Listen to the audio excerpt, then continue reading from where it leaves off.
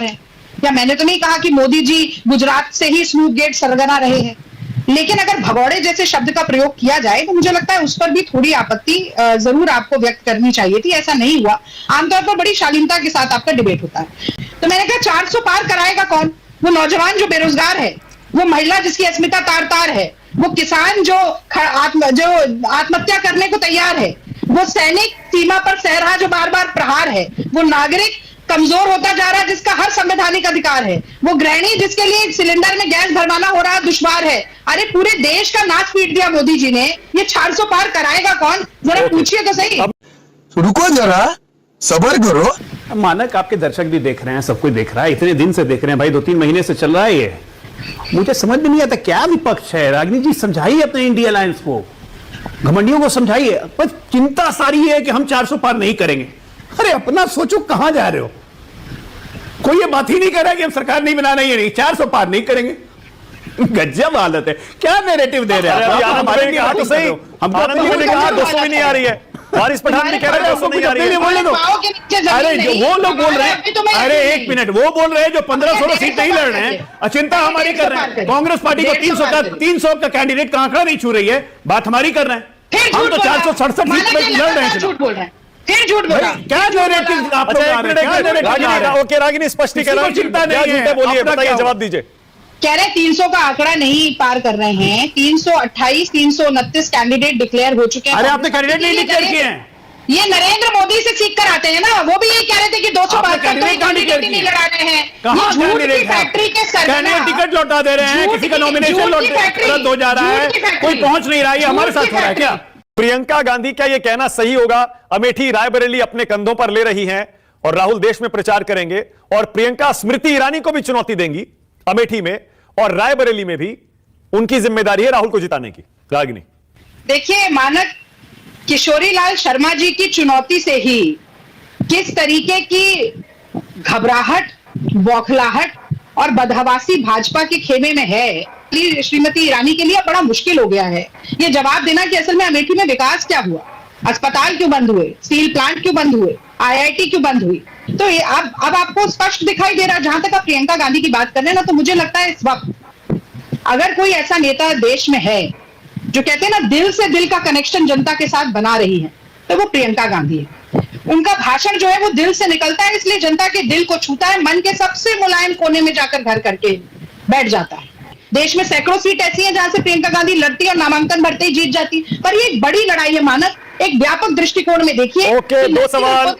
जिस तरह से नफरत और विषाक्त विचारधारा को देश में फैलाना चाहते हैं, वो देश के हर कोने में जाकर एक बड़ी लड़ाई लड़ रही है। ये उनका त्याग। नरेंद्र मोदी जी को दक्षिण भारत से इतनी चिढ़ क्यों है?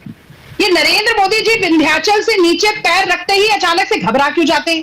उनकी टांगे क्यों कांपने लगती हैं? अरे राहुल गांधी को कह रहे हैं डर गया, भाग गया, डर गया, भाग गया। अरे तुम लड़ने की कोशिश तो करो। प्रज्वल रेवन्ना के लिए कर्नाटक से वोट मांग सकते हैं, तेलंगाना से चुनाव लड़े, केरल से चुनाव लड़े, जाए तमिलनाडु से चुनाव लड़े, आंध्र प्रदेश से चुनाव लड़के दिखाएं। मैं तो कहती हूँ कर्नाटक से भी लड़के दिखाएं, जहां पर सांप्रदायिक राजनीति करने के लिए पहुंच जाते हैं और बलात्कारियों के लिए वोट मांगने के लिए। और वहीं दूसरा प्रश्न एक और आ जाता है कि ये भारतीय जनता पार्टी, क्योंकि आप ये 400 पर भी सवाल पूछ रहे हैं, जरूर पूछेगा अजय आलोक से कि नया कश्मीर का नारे का क्या हो गया भाई?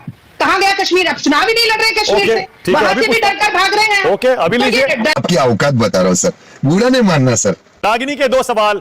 एक, उन्होंने ये कहा कि प्रधानमंत्री साउथ से चुनाव क्यों नहीं लड़ते? आप कह रहे हैं राहुल भाग गए, प्रियंका भाग गई। और दूसरा, आप कश्मीर की 3 सीटों से चुनाव क्यों नहीं लड़ रहे? अजय आलोक।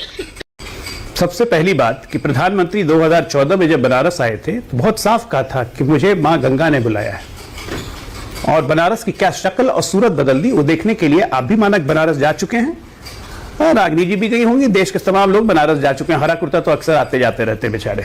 तो इसलिए प्रधानमंत्री को कहां से चुनाव लड़ना ये तो कांग्रेस पार्टी नहीं तय करे, वो ज्यादा बेहतर है। भागौड़े हम इसलिए कहते हैं कि अमेठी और रायबरेली से एक भावनात्मक लगाव मीडिया ने सर्टिफाई किया था, गांधी परिवार का गढ़ है, कोई नहीं हरा सकता है। जाएंगे ऐसे ऐसे हाथ हिलाएंगे, जीत जाएंगे। ये नमामि ऐसी स्मृति में स्मृति घुसी ना कि आज तक स्मृति करते रहते हैं। अच्छा, कश्मीर से क्यों नहीं लड़ रहे? कश्मीर सिर्फ कश्मीर नहीं होता है, आपके लिए सिर्फ कश्मीर है, इनके लिए कश्मीर है। हमारे लिए जम्मू कश्मीर लेह लद्दाख एक राज्य है जिसको हम राज्य बनाने जा रहे हैं। इनके लिए कश्मीर है जिस तरह पाकिस्तान के लिए सिर्फ कश्मीर है।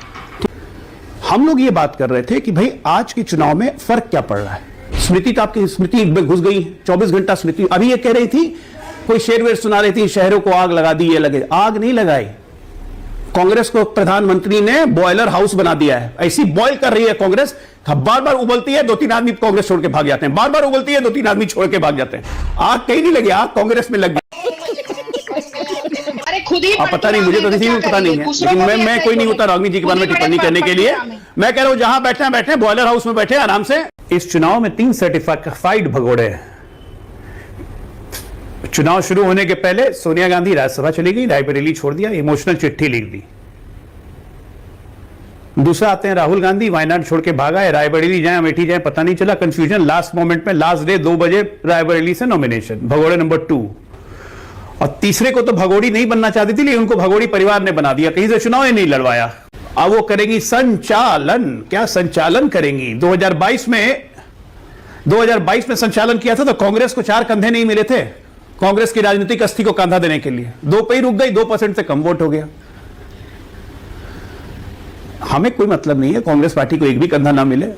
इस बार तो चुनाव में वही होगा, 19 के 19 हारने जा रहे हैं। दूसरी बात, राहुल गांधी का भी आप बाइट चला रहे थे, जिस व्यक्ति को अपने अध्यक्ष का नाम नहीं पता, ढंग से बोलने नहीं आता, वो इस देश को चलाएगा। कांग्रेस को क्या दुर्गति हो रही है हम लोग देख ही रहे हैं। खाड़गे साहब बोल रहे हैं, खाड़गे, रागिनी जी अभी भी सुन रहे होंगे, खाड़गे साहब नाम है कि खड़गे साहब नाम है, बता दीजिएगा जनता को। और रागिनी जी भी गड़बड़ा गई हैं, वही बोलते बोल गई कि 1992 से कांग्रेस प्रतिनिधित्व कर रही है। अरे 92 नहीं, 52 से कर रही है, 52 से 60 तक थे दादा फिरोज गांधी। मैंने आपको टोका नहीं, झूठ मत बोलिए। अरे मैंने टोका नहीं आपको, सुनिए ना, ये गड़बड़ है, ये तरीका ठीक नहीं है। मोहब्बत की दुकान पे भी आऊंगा। 1952 से लगातार 1960 तक फिरोज गांधी जो राहुल गांधी के दादाजी हैं, उन्होंने रायबरेली का प्रतिनिधित्व किया। उनकी मजार आज तक इंतजार कर रही है आंख खोल के कि मेरा पोता आएगा, मेरी मजार पे फूल चढ़ाएगा। काहे के लिए पोता जाएगा, न पोता गया, न पोती गई, न बहू गई। गजब बेइज्जती है। दादा को भूल गए, दादा की कब्र को भूल गए, लेकिन रायबरेली जाएगी चुनाव लड़ने, जमानत जब्त होगी रायबरेली से, इसमें भी कोई शक नहीं है। और ये किरोड़ी लाल शर्मा इतने समर्पित कार्यकर्ता हैं कांग्रेस पार्टी के, 40 साल अपनी जिंदगी दे दी कांग्रेस को, और उनके बारे में कांग्रेसियों ने क्या कहा, स्मृति को औकात दिखा दी। केयर टेकर से लड़ना पड़ रहा है, अब तो राहुल गांधी से लड़ेंगे नहीं तो रेलेवेंस क्या रह जाएगा। ये इनके जयराम रमेश से लेके बाकी लोग का है। ये है समर्पित कार्यकर्ता का हाल कांग्रेस पार्टी। माना कि आदमी लगातार झूठ बोल रहा है और आप बोलने दे रहे हैं। एक एक करके सारे समर्पित कार्यकर्ता छोड़ते जा रहे हैं। आपको मुझे लगता है प्लीज नो, बीच में इंटरजेक्ट मत करिए। एक एक करके मुझसे प्रूफ मांगा, इनसे प्रूफ मांगिए। किस चीज का प्रूफ चाहती हैं, बोलिए। ये है वन सेकंड रागिनी बोलिए, किस चीज का प्रूफ कह रही हैं? जयराम रमेश ने कब केयर टेकर कहा, मुझे बताइए, दिखाइए मुझे कब केयर टेकर कहा। ओके, बोलिए अजय आलोक, बोलिए। बोलता रहेगा, बताइए अजय, बोलिए। न्यूज़पेपर, नरेंद्र मोदी से न्यूज़पेपर खोल, हाँ न्यूज़पेपर के क्लिपिंग्स खोल लीजिए, सोशल मीडिया चेक कर लीजिए, मिल जाएगा। अरे एक मिनट बीच में बोलेंगे तो माना कैसे होगा, ये ऐसे थोड़ी ना कि एक तरफा अपनी बात बोलने आएंगे। कुछ भी बोलते जाएंगे जो मुंह में आएगा। कब तक रहेंगी यहाँ पे, ये खुद नहीं पता इनको। पता चला राधिका खेड़ा के तक ये भी निकल गई। ऐसा है अजय आलोक, तुम राजनीति के सबसे बड़े पेंडुलम वाली पार्टी सुनिए आराम से, भाजपा में बैठकर